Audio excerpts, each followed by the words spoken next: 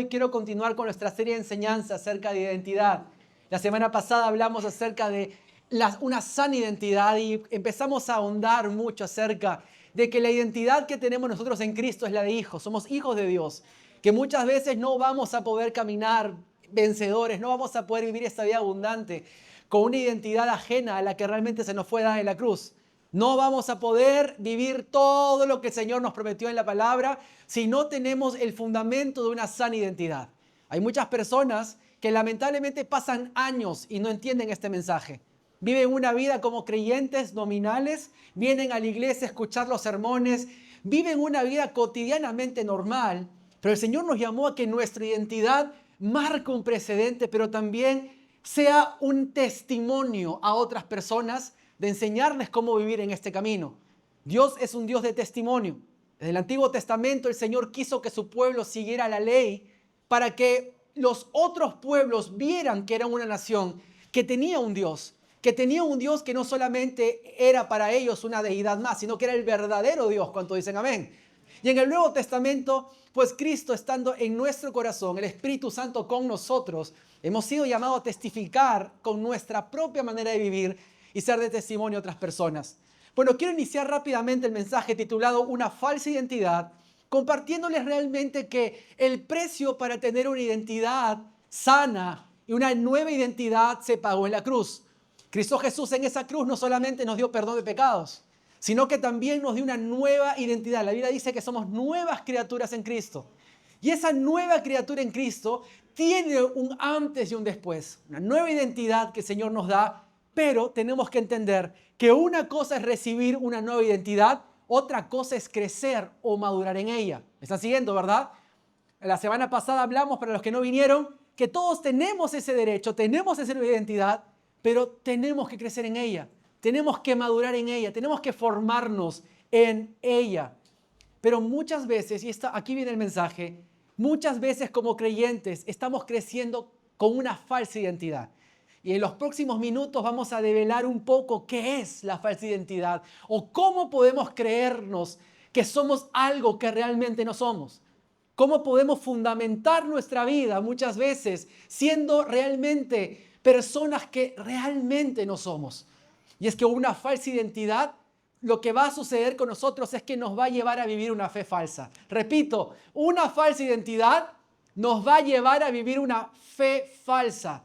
Y es por eso que espero que este mensaje, así como lo hace conmigo y lo siga haciendo conmigo, lo haga hoy contigo. Que toque carne.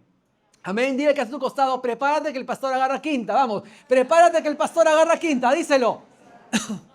En 1 Samuel capítulo 17, esa es una historia que lo tocamos la semana pasada un poco, pero voy a ahondar un poco más en lo que sucedió en esta parte de la escritura. La Biblia dice que David, siendo un jovencito que había retado a Goliat, públicamente había tenido la suficiente valentía para anunciar de que él podía enfrentarse a ese gigante que por muchos días había estado atormentando al pueblo de Israel. Los ejércitos de Dios, del pueblo de Dios, estaban escondidos, acobardados, estaban menguando ante amenazas que únicamente lo eran. Tanto así que el rey Saúl, el rey de Israel, se acobardó tanto que perdió toda clase de compostura real. Como por ejemplo, cuando vio que David estaba siendo el único que quería pelear esa batalla, cuando vio que David era el único que quería enfrentarse a ese gigante, Saúl estaba con una identidad tan dañada, estaba tan roto, estaba tan miserable como rey, que la Biblia dice que hizo algo que no es normal. Por ejemplo, darle a David su armadura no es normal. Quiero que te metas un poco en la historia conmigo. El rey, compartir su vestimenta con una persona ajena no es normal, no es loable, no es digno, no lo representa como rey. Es como que en la corona real, si tú tocabas la corona, era una pena de muerte automática. Nadie podía tocar la corona real, solamente el rey. Ni la esposa, por ejemplo, podía tocar esa corona. Los esposos dirán amén, ¿verdad? Pero esto va para los esposos, tu esposa no puede tocar tu corona, aleluya. No, una broma. Pero es interesante porque no podían tocar la corona. Imagínate la armadura, la ropa del rey real para pelear una batalla Se la dio un muchachito que ni siquiera era parte del ejército de Dios. Entonces este hombre estaba tan roto en su identidad. Saúl estaba tan, pero tan desordenado en quien era como rey. Por más que era el rey, no se la creyó en ese momento. Tanto así que se despojó de esa armadura, dándosela a ese muchachito, llamado David. ¿Y sabes qué? Eso representa mucho. Porque muchos de nosotros a veces estamos como Saúl. Tenemos autoridad, tenemos una representación como cristianos, pero no lo vivimos. Y a veces malbarateamos nuestra postura como hijos de Dios, dándosela, poniéndosela a la gente que quizás no tienen la misma autoridad que nosotros, pero tienen un corazón sabiendo de quiénes son en el Señor. Y esto pasa, por ejemplo, cuando a veces vienen los que se convierten recién. Y me ha pasado muchísimo. Veo gente que recién se convierte al Señor, tienen 1 mes, 2 meses y están creciendo en el primer amor. Pero veo otros que tienen tiempo en la fe, que perdieron lo que ellos tienen. Perdieron esa esencia fresca de saber que son hijos, de que fueron perdonados y que están creciendo en una nueva identidad. ¿Cuántos dicen amén? Ahora quiero basarme un poco en lo que pasó con David. David pudo haber dicho, ¿sabes qué? Es un honor tener la armadura de Saúl, es un honor pelear con esa armadura, pero él se dio cuenta en 1 Samuel 17 de que la armadura le quedaba grande. Vamos a leerlo para que vean que no estoy mintiendo y lo dice la Biblia.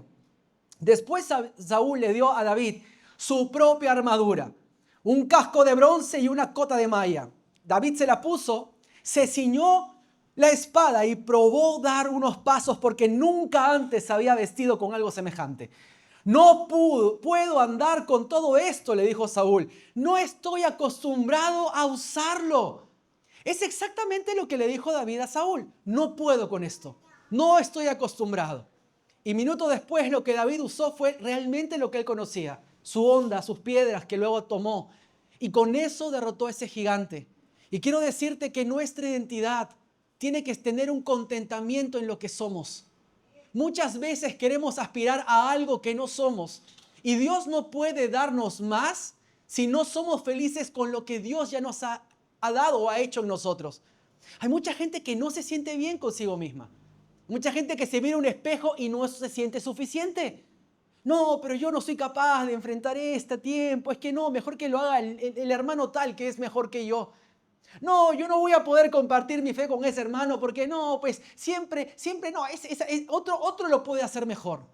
Y la vida pasa con una pérdida de oportunidades de crecimiento. ¿Por qué? Porque si usamos lo poco que tenemos, Dios podrá darnos más. Porque si honras en lo poco, se te va a dar lo mucho. ¿Me están siguiendo, verdad? Tenemos que ser agradecidos con lo que Dios nos da. Por ejemplo, David comenzó con David no comenzó su primera batalla con Goliat con una espada, ni con un escudo, ni con una armadura, no. Comenzó con lo que tenía. Comenzó con una piedra y con las ondas, y aún con un palo después.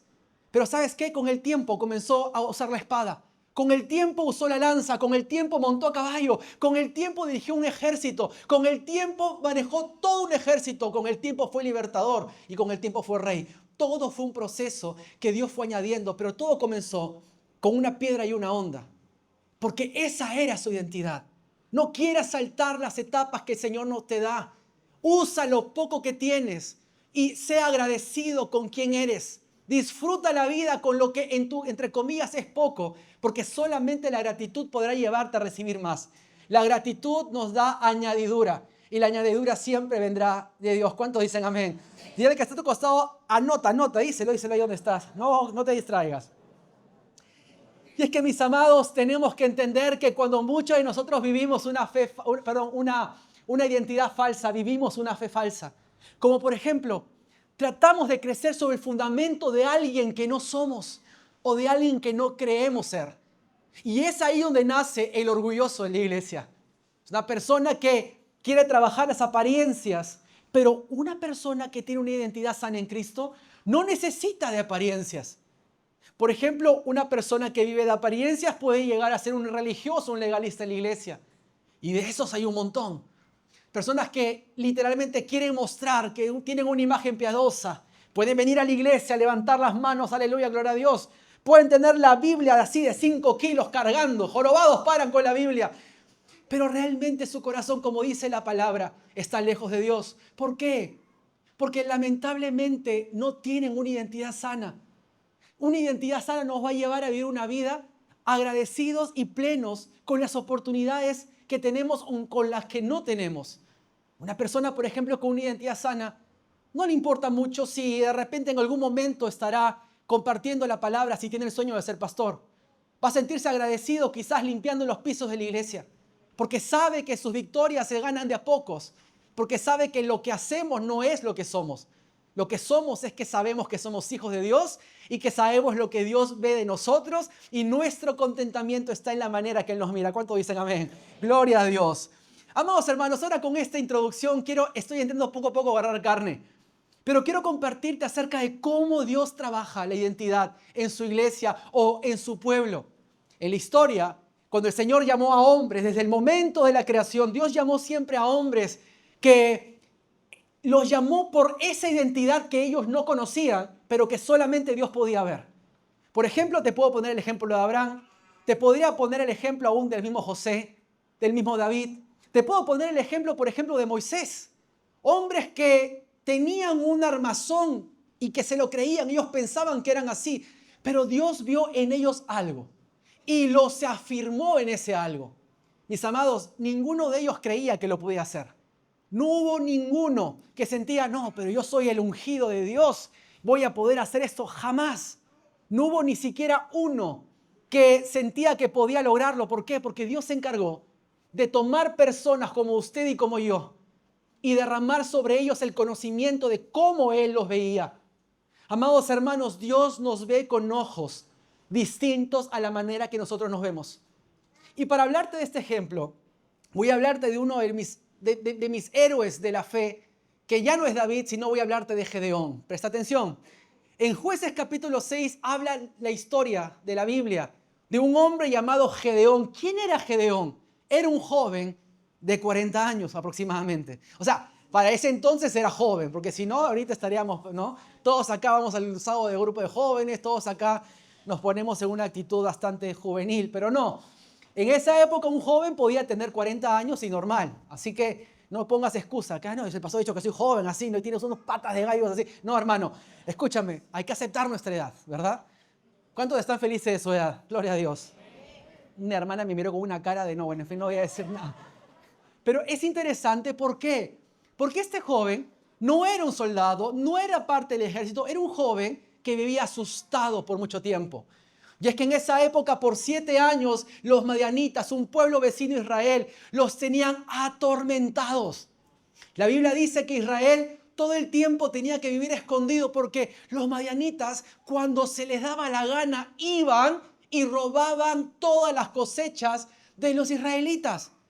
Entonces, en esta parte de la Biblia, Gedeón estaba pues trillando el trigo, estaba sacando el trigo para guardarlo y esconderlo por si es que se le ocurría a los madianitas hacer una especie de intervención y robar el alimento de su familia. Gedeón estaba harto, Gedeón estaba cansado, Gedeón estaba casi por 7 años viviendo escondido y atormentado.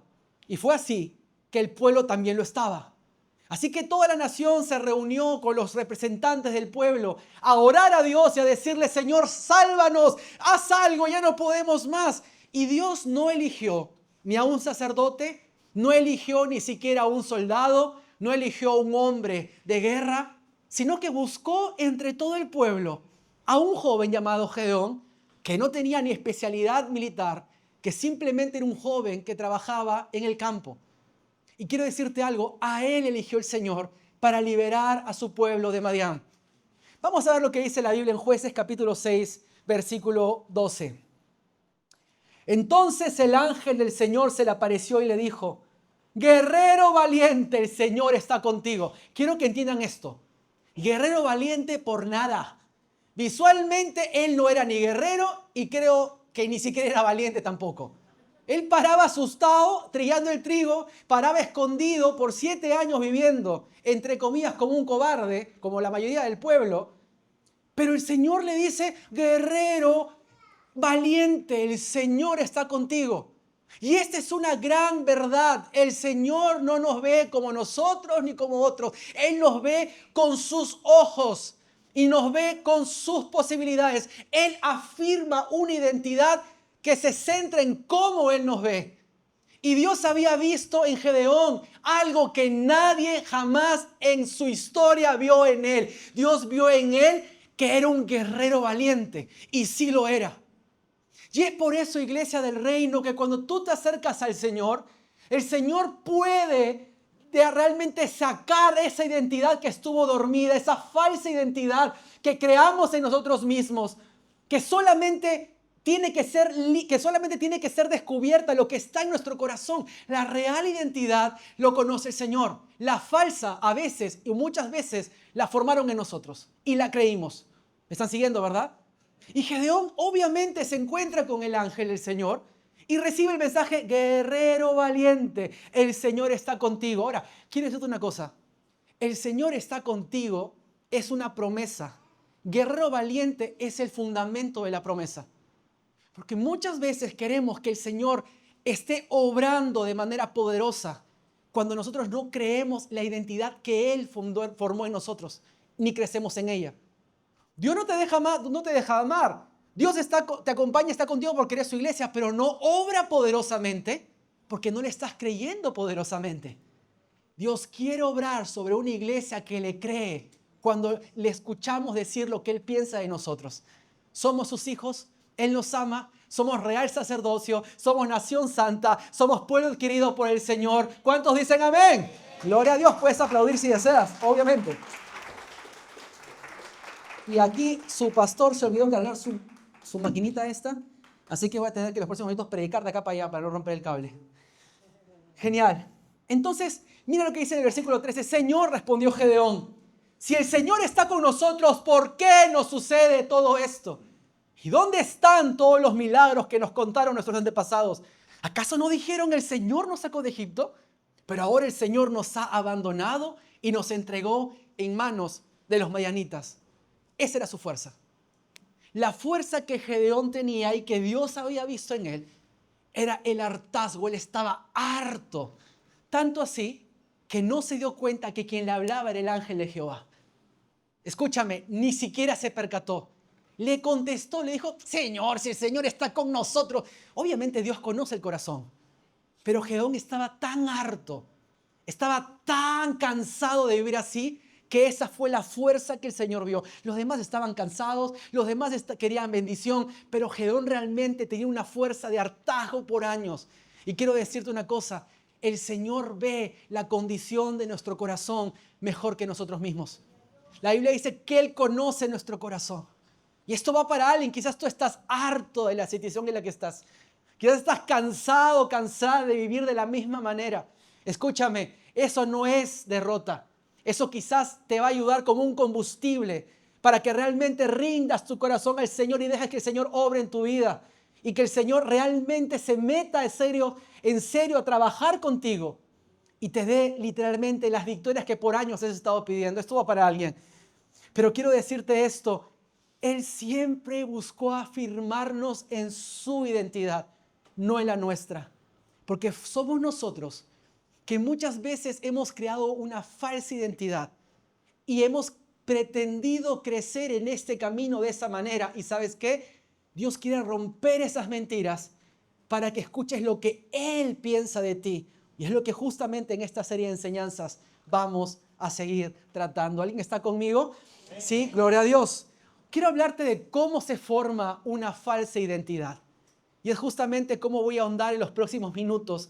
Y con eso estoy entrando al centro y al final del mensaje. La pregunta es, ¿cómo se forma una identidad falsa? 4 maneras de formarla. La primera es porque creemos lo que dijeron de nosotros. Eso lo hablamos la semana pasada, ¿verdad? La semana pasada hablamos de David, que tuvo que enfrentarse a todo lo que decían de él. Y tuvo que firmemente pelear para creerle realmente a Dios antes que la gente, familiares, reyes y personas. Pero el segundo punto es que nuestra falsa identidad se crea porque la fundamentamos en lo que vivimos. ¿Sabes qué? Y esta es una ley, la siembra y la cosecha. Muchas veces nuestra identidad falsa se forma porque vivimos experiencias difíciles que muchas veces las formaron o las fueron moldeando. Y esas experiencias de lo que nos hicieron, de lo que vivimos en casa aún desde la niñez, han estado formando lo que creemos que somos. Pero cuando Cristo viene a nuestro corazón, Él trae sanidad y libertad. ¿Para qué? Para que descubramos que lejos de eso, quitándote eso, hay otra persona. Y es la persona que Él vio el día que se mostró a través de una cruz a tu vida. Y la Biblia dice que Él vino a buscar lo que estaba perdido. Muchos de nosotros hemos estado perdidos antes de la cruz de Cristo. Pero cuando venimos a la cruz y somos encontrados por Él, en ese mismo momento, el Señor promete sanidad, quitar todo lo que ha estado ensuciando nuestra identidad, lo que hemos creído que éramos, para formarnos en lo que Él dice y piensa y afirma de nosotros. Por eso lo que vivimos como segundo punto muchas veces forma una falsa identidad. Y quiero hablarte ahora de un hombre otra vez llamado Mefiboset. Lo hablamos la semana antepasada cuando hablamos de orfandad. Pero quiero tocarlo para compartirte por qué Mefiboset encaja bien en este punto. La Biblia cuenta, para aquellos que no saben la historia, Mefiboset era un hombre, era un príncipe o debía serlo. Era un príncipe o debía serlo. Era nieto de Saúl, hijo de Jonatán, hijo de Saúl, y por línea de linaje le tocaba a Mefiboset ser el príncipe de Israel. Pero todos sabemos la historia, el Señor no lo permitió y todo sucedió en una especie de guerra, de conflicto, donde la Biblia dice que decidieron desaparecer a todos los descendientes de Saúl. Mataron a Saúl, mataron a David, mataron a toda su descendencia. Pero se les olvidó uno. Ese uno era Mefiboset, que era un niño. La Biblia dice que su nana o que la persona que lo cuidaba por rescatarlo de la muerte, lo tomó en brazos. Y la Biblia dice que la mujer corrió, escapó de este ejército que quería matarlo y obviamente se le cayó. La Biblia narra que desde ese momento Mefiboset fue lisiado, no podía caminar. Y desde ese momento vivió durante muchos años oculto, porque si lo descubrían lo mataban. Entonces vemos aquí que Mefiboset es un príncipe, pero que no vive como príncipe, que vive como un pordiosero y encima tiene problemas en las piernas que no puede caminar. Cuando el rey David se entera y quería honrar la casa de Saúl, él busca y dice, ¿habrá algún descendiente por el cual yo pueda honrarlo? Y la Biblia dice que en ese momento le dijeron, sí, esto es totalmente secreto, pero existe un sobreviviente llamado Mefiboset. Mándalo llamar, por favor. Y cuando se da cuenta, ve que en la figura Mefiboset está entrando como un lisiado, un hombre muy disminuido en actitud. Y en ese momento David decide a él favorecerlo. Vamos a ver lo que dice la Biblia en 2 Samuel capítulo 9 del 7 al 8. Vamos a ver lo que dice a continuación. Estaba tan asustado el hombre delante del rey que le dijo lo siguiente: no tengas miedo, le dijo David. Mi intención es mostrarte mi bondad por lo que le prometí a tu padre, Jonatán. Te daré todas las propiedades que pertenecían a tu abuelo Saúl y comerás aquí conmigo a la mesa del rey. Date cuenta. Mira el honor que le da a David. Le dice, ¿sabes qué? No tengas miedo. Vas a comer en mi mesa y te voy a dar todas las propiedades. O sea, de la noche a la mañana se volvió de mendigo a millonario. Literalmente. Ese era Mefiboset. Pero hubo un problema más. Y esto está a continuación. Mefiboset se inclinó respetuosamente y exclamó, ¿quién es su siervo para que le muestre tal bondad a un perro muerto como yo? Esa era su falsa identidad. Lo que había vivido por años.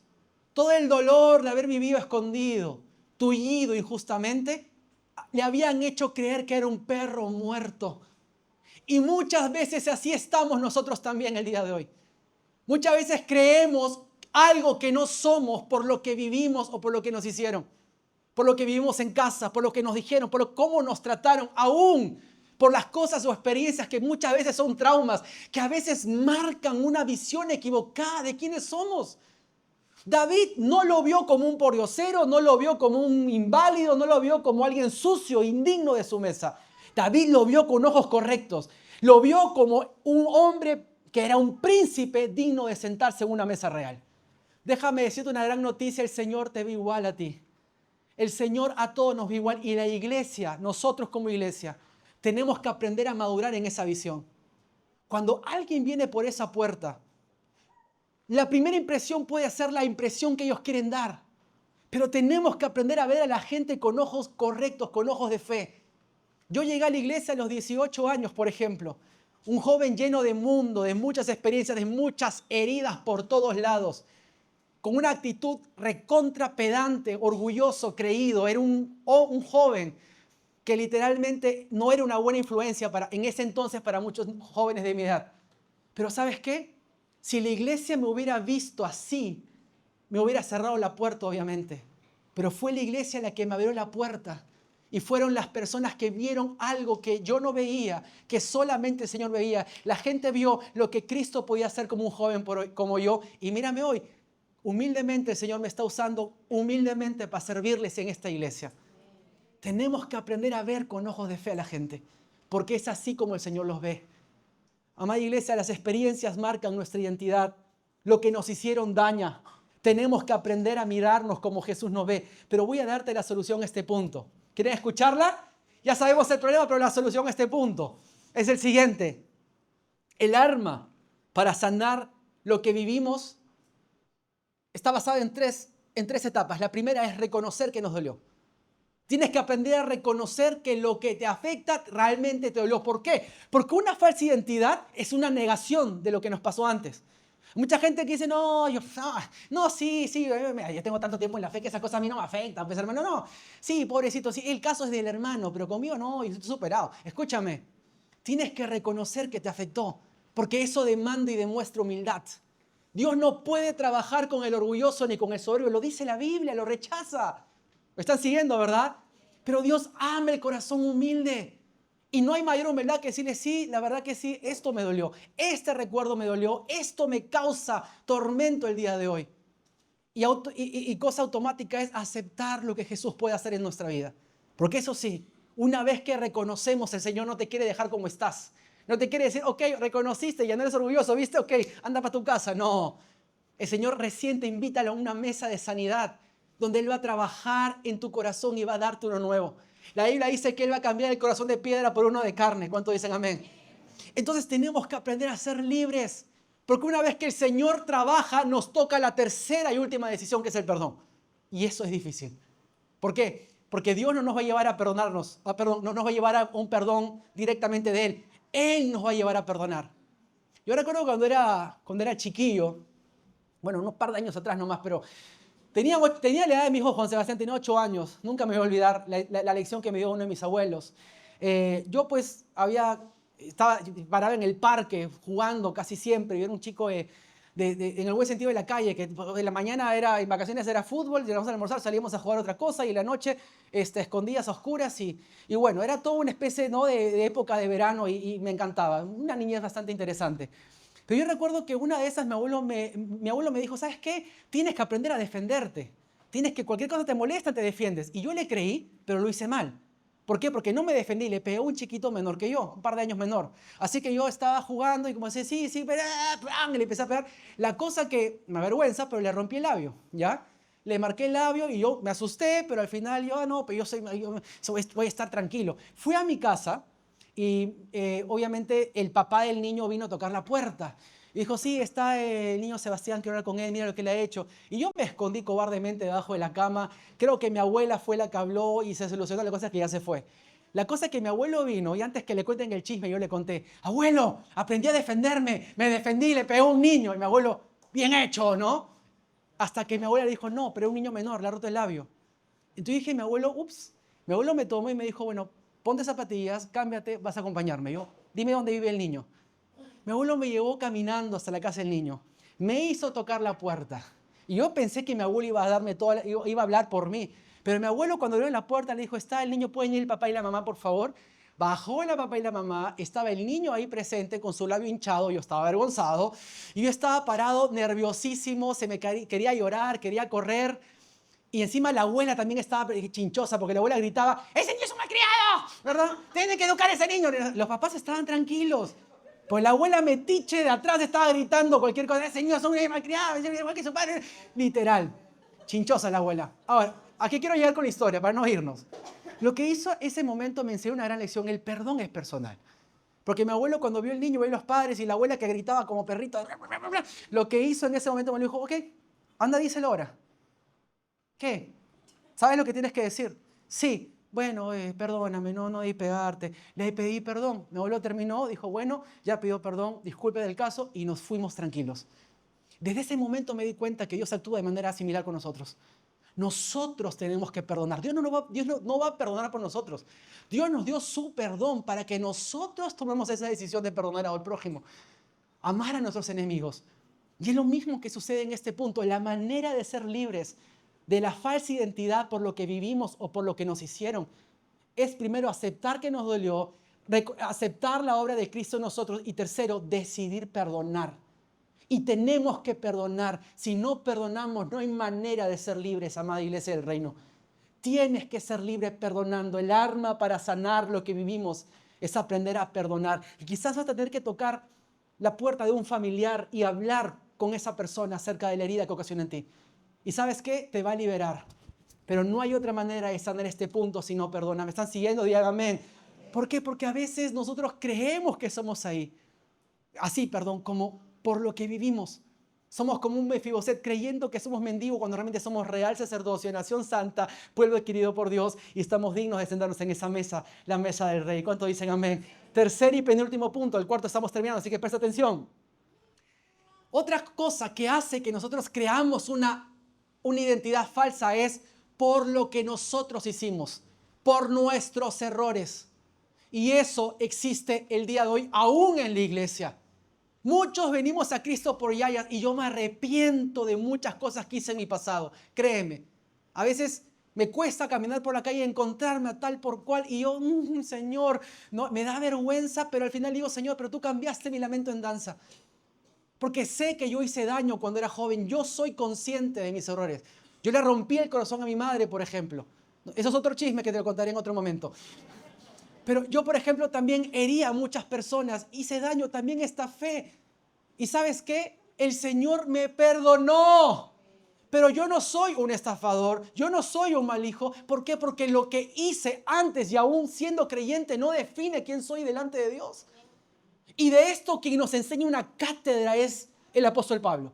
¿Por qué, iglesia del reino? Porque para aquellos que no saben, Pablo, antes de ser el apóstol de los gentiles, era un perseguidor de los cristianos.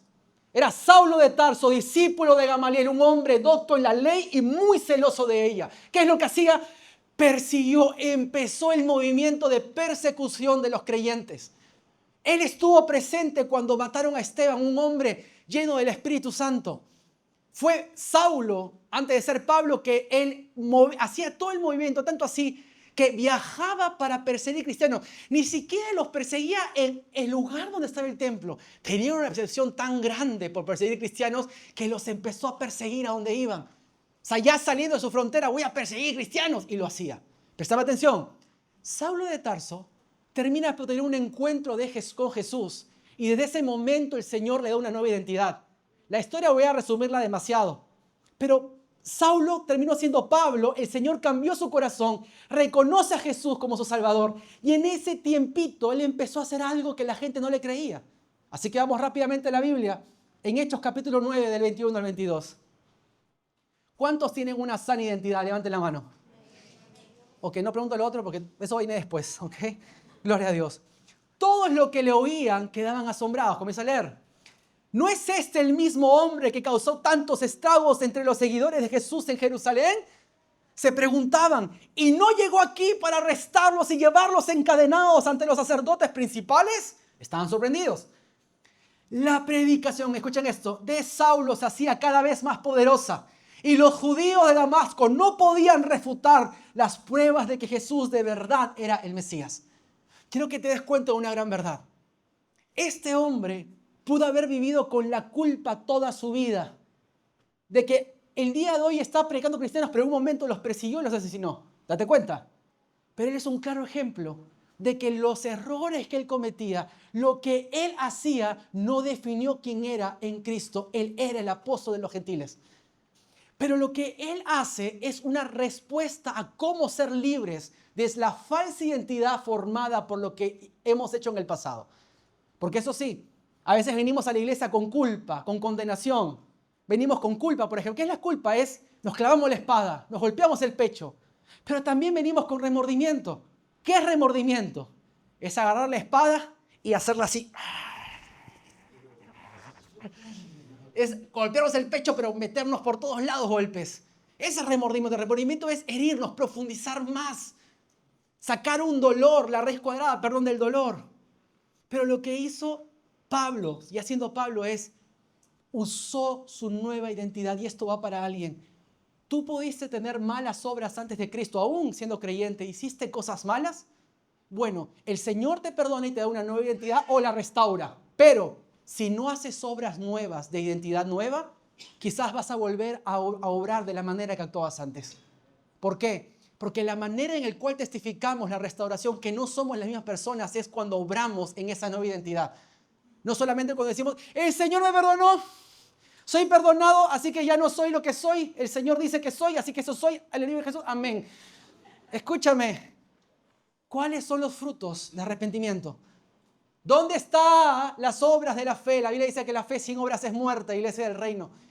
Y hay muchos así. Muchos que literalmente obraban mal, hacían cosas de más en el pasado, vienen a Cristo y calladitos, pasan desapercibidos. Pero son nuevas criaturas. Pero escúchame, muchos de los que no crecen o creen esta falsa identidad por lo que hacían antes. Y se creen la mentira que son, por ejemplo, los adictos que eran antes. Las chicas movidas que eran antes. Voy a agarrar carne y voy a poner muchos ejemplos. Los rateros, los ladrones, los fornicarios, los adúlteros, los alcohólicos. No lo sé, ponle muy ejemplo. Y a veces venimos a Cristo y tenemos todavía esa mentalidad. La manera de sacarle y ser libre es actuando en tu nueva identidad, haciendo obras. Haz algo con lo que Dios te ha dado. El día que tú lo hagas, vas a callar la voz. La Biblia dice que cuando Pablo comenzaba a predicar, ya la gente no refutaba, ya se quedaban callados. ¿Por qué? Porque se dan cuenta que este hombre, que antes era un perseguidor de cristianos, ahora estaba predicando mejor que cualquiera de ese entonces. Definitivamente el Señor lo había llamado al ministerio, definitivamente el Señor lo había perdonado, definitivamente ya no era Saulo, ahora era Pablo. Definitivamente tú no eres el mismo de antes, eres una nueva criatura en Cristo. ¿Cuántos dicen amén? ¿Cuántos dicen amén? Aplaude al Señor si deseas. Último punto, para que te vayas a almorzar tranquilo el día de hoy. Una falsa identidad también se forma por lo que hacemos. Y de eso es muy común. Tú me preguntas quién eres en Cristo, yo te podría decir, yo soy un pastor, pero no. Hay gente que su identidad está fundamentada en lo que hace. Yo soy el ingeniero tal, ¿no? La típica. Yo soy el gerente. Yo soy el exitoso. Nuestra identidad muchas veces se crea o es una identidad falsa por lo que hacemos, por nuestros logros, por nuestros éxitos. Pero es una identidad falsa, ¿por qué? Porque tiene una trampa tremenda. ¿Y sabes cuál es la trampa tremenda? Que muchas veces cuando dejamos de hacer lo que hacíamos, creyendo que esa era la identidad, viene la caída en picada. Hay gente que perdió puestos de trabajo y su vida nunca más fue la misma. Hay gente que era muy gerente, era muy exitoso, pero esa era su seguridad. Porque, ojo, donde está tu identidad también va a estar tu seguridad. Hay gente que logró tantas cosas, pero de la noche a la mañana se queda sin empleo, quiebra. Y en ese momento no se levantan, o es difícil levantarse. ¿Por qué? Porque toda su identidad y seguridad estaba puesta en esa posición, en ese puesto, en ese empleo, en ese logro. Y esa es una identidad falsa. Por ejemplo, yo sé que mi identidad no es que soy pastor. Hay algo detrás del título de pastor. Mi identidad es que soy hijo y ya te hablaré lo que vi la semana pasada. Realmente, ¿cuál es tu identidad? Pero sé que no soy lo que hago. ¿Por qué? Porque si me equivoco en lo que hago, fracasé como hijo de Dios. ¿Me dejo entender? Pero si dejo de hacer lo que creo que debo hacer para sentirme con una identidad segura, fracasé o mi estado de ánimo va a variar. Escúchame, mi identidad y tu identidad no se fundamenta por lo que haces. Hay alguien detrás de ese título, de ese éxito, de ese logro y tienes que contentarte y ser feliz con ello.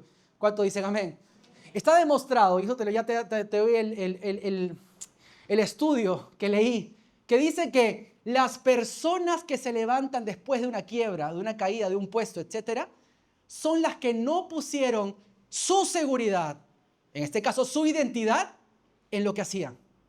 Hay gente que perdió un trabajo, perdió la empresa, invirtió mal, se quedaron ahí hundidos. ¿Por qué? Porque todo estaba puesto ahí. Pero también he conocido, y está demostrado en ese estudio, que las personas que se levantan y vuelven a empezar de nuevo son las personas que se sienten bien consigo mismos, que saben que no dependía del negocio ni del trabajo, que esa era simplemente un logro que podían tener, pero que su identidad no valía con ello. Escúchame bien, yo he conocido gente que literal, luego de una gran caída, han vuelto a empezar.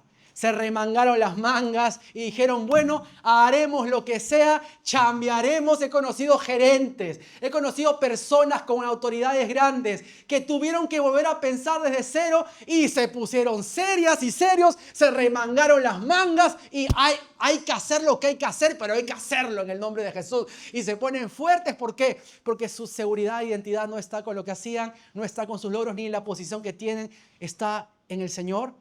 Y en hacer la obra del Señor o saber de que son más de lo que hacen. Son hijos. Y así te vaya bien y te vaya mal, sigue siendo hijo de Dios. Así yo como pastor fracase o no fracase o me vaya mal, yo que sé, sigo siendo hijo de Dios, amado, aceptado por la obra de Cristo. Él me amó primero y tengo que aprender a contentarme en su amor, en su cuidado y su protección. ¿Cuántos dicen amén? Y este mensaje también va para ti. Tus títulos y tus logros no definen tu identidad. Lo que haces tampoco. Porque si es así, tu estado de ánimo dependerá de cómo te vaya o los logros que tengas. ¿Y sabes qué? Quienes sufren realmente es la familia.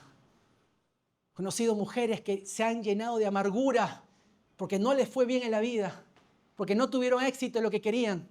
Y déjame decirte una cosa, a veces los logros existen como también los fracasos, pero la vida continúa después de eso. Mientras que haya tiempo para respirar, mientras que haya horas del día pendientes, mientras que haya salud, remángate las mangas. Usa lo poco que tienes y sigue avanzando. ¿Cuántos dicen amén? ¿Vos puedes aplaudir al Señor si deseas?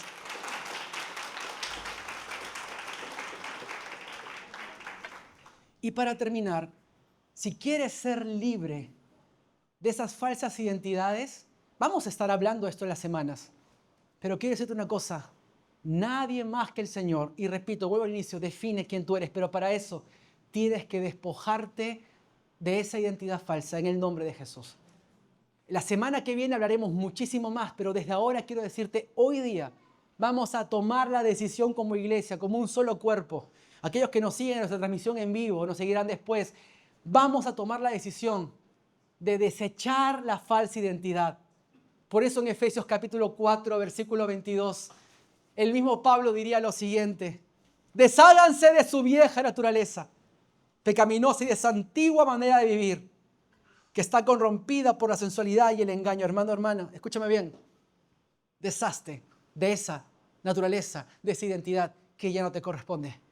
Crece, madura, conoce y vive en la que el Señor tiene para ti. Hay más.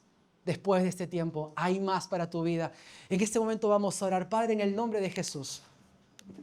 En esta misma tarde venimos delante de tu presencia para darte gracias. Vamos, iglesia. Gracias por tu presencia. Gracias porque nos recuerdas todo el tiempo de que nosotros para ti valemos tanto, que fuiste a una cruz a padecer, a morir por amor de cada uno de los que estamos aquí. Gracias porque somos una creación hermosa, santa. Tú no nos creaste con defectos, tú nos creaste perfectos, pero fue la maldad. Fuimos nosotros que hemos ido deteriorando el plan que tienes para nuestras vidas. Así que en esta misma tarde, delante de tu presencia, venimos. Y hoy clamamos, Señor, clamamos juntos para pedir que obres con poder en nosotros. Obra con poder, Señor, en los próximos días, desde ahora, recuérdanos quiénes somos. Cada uno de nosotros somos hombres, mujeres especiales para ti. Hoy queremos vernos como esos príncipes que a veces nos negamos, como esos reyes que a veces nos negamos, como esas reinas, como esas niñas de tus ojos que somos todos. Queremos vernos así. Pero quitamos toda falsa identidad en el nombre de Jesús. Ponte ahí donde tú estás. Hoy quito toda falsa identidad. Primero, por lo que otros dijeron de mí. En el nombre de Jesús, echo fuera toda falsa identidad fundamentada en lo que le creímos a la gente, en el nombre de Jesús. Aún a nuestros padres, en el nombre de Jesús, cancelamos, reprendemos toda obra negativa en contra de nuestra identidad. Toda palabra ociosa, toda palabra de condenación, reconocemos que la boca tiene poder, pero en el nombre de Jesús, la lengua tiene poder, perdón, pero en el nombre de Jesús, en este momento quitamos, cancelamos toda palabra que fue lanzada de fracaso, toda palabra que fue lanzada en nuestra contra, que nos ha estado llevando a creer cosas que no somos. No creemos más, lo echamos fuera. Pero también comenzamos a romper con todo lo que vivimos, todas las experiencias que hemos tenido. Así como Mefiboset, Señor, todo lo que hemos vivido, que ha estado haciéndonos creer que no somos dignos. En el nombre de Jesús, en este mismo momento, ahora reconocemos que por Cristo podemos sentarnos en la mesa del Rey. Por Cristo podemos estar dignificados delante del Señor. Por Cristo somos nuevas criaturas. Por Cristo nuestras experiencias no van a definir más nuestra identidad. Nosotros reconocemos y aceptamos que somos nuevas criaturas en Cristo, pero también que somos coherederos, pero también que somos real sacerdocio, nación santa, que somos pueblo adquirido por Dios para anunciar las virtudes de aquel que nos llamó de las tinieblas a la luz. En el nombre de Jesús. El día de hoy decido primero aceptar que hubieron cosas que me dolió. Y aquí quiero invitarte a que tomes oraciones personales. Reconozco que esto me dolió. Reconozco que esto que hicieron, las experiencias que recibí aún en la niñez, adolescencia, hoy reconozco que marcaron mi corazón, Señor. Y sí acepto que dolió, que fue difícil, que no lo supe manejar, porque no tenía las armas que ahora puedo entender y conocer. Y el día de hoy también abro mi corazón para permitir que tú obra en mí, Espíritu Santo. Obra en cada uno de mis hermanos, en el nombre de Jesús. Obra en cada corazón, en el nombre de Jesús. Hoy oro para que estés obrando de manera poderosa sobre cada corazón, en el nombre de Jesús. Recibe el amor del Señor. Recibe la presencia de Dios en este momento. Siento que el Espíritu Santo está tocando corazones de manera personal e íntima. En el nombre de Jesús. Señor, muéstrale a tu iglesia que tú puedes abrazarnos de maneras sobrenaturales. Señor, el día de hoy recibimos ese abrazo del Padre. Gracias, Señor, porque no estuvimos solos. Porque hoy día nos estás mostrando de que siempre estuviste con nosotros. Si hoy estás aquí, amado hermano, es porque el Señor te está mostrando que hay una luz después del túnel. En el nombre de Jesús, comenzamos también a quitar toda culpa, toda vergüenza, todo remordimiento. Por si es que nuestra identidad se ha formado por lo que hicimos mal, por nuestros errores, por nuestros fracasos. En el nombre de Jesús, este momento lo echamos fuera. La Biblia dice que no hay condenación para los que estamos en Cristo Jesús. La Biblia dice que ya no hay más condenación. Así que si te has arrepentido, hermano, hermana, en el nombre de Jesús eres libre. Eres libre de toda culpa, eres libre de remordimiento, de vergüenza. En el nombre de Jesús, dile, Señor, soy libre, díselo, soy libre, soy libre. Ya no más voy a ser el fracasado, ya no más voy a ser el que se equivocó, ya no más voy a ser el ladrón, ya no más voy a ser el chico fácil o la chica fácil, ya no más. Ese fue un pasado, pero en el nombre de Jesús he recibido eternidad en mí y esa identidad viene del cielo para mi vida, en el nombre de Jesús.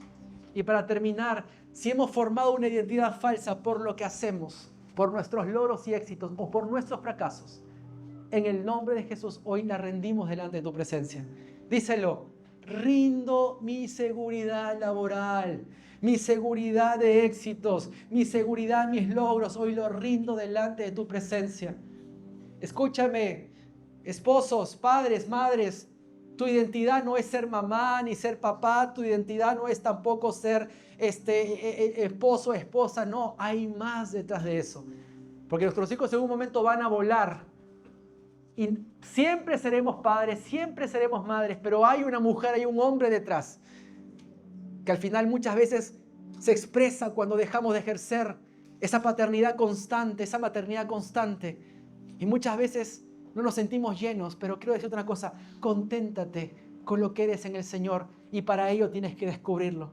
En el nombre de Jesús, oro para que esta semana tengas revelación personal a cada uno de mis hermanos, de qué áreas tienen que seguir rompiendo y cortando y tienen que seguir siendo libres en el nombre de Jesús. Hay libertad, hay libertad. Y para terminar, todos aquí nos despojamos de toda mentira. Nos quitamos de toda vergüenza, nos quitamos de toda área en nuestra vida que ha formado inseguridades, una identidad falsa de culpa, de condenación, de miedo, de temor. Hoy día es expuesta y es quitada, es expuesta a la presencia de Dios para que sea sanada y liberada. Y yo soy libre. Repite conmigo esta oración. Soy lo que mi Señor dice que soy. Soy su hijo y le creo. Él es más que suficiente. Y yo soy más que suficiente para Él. El Señor terminará la obra que empezó en mí. En el nombre de Jesús. ¿Cuántos dicen amén? Dale un fuerte aplauso al Señor y a empezar.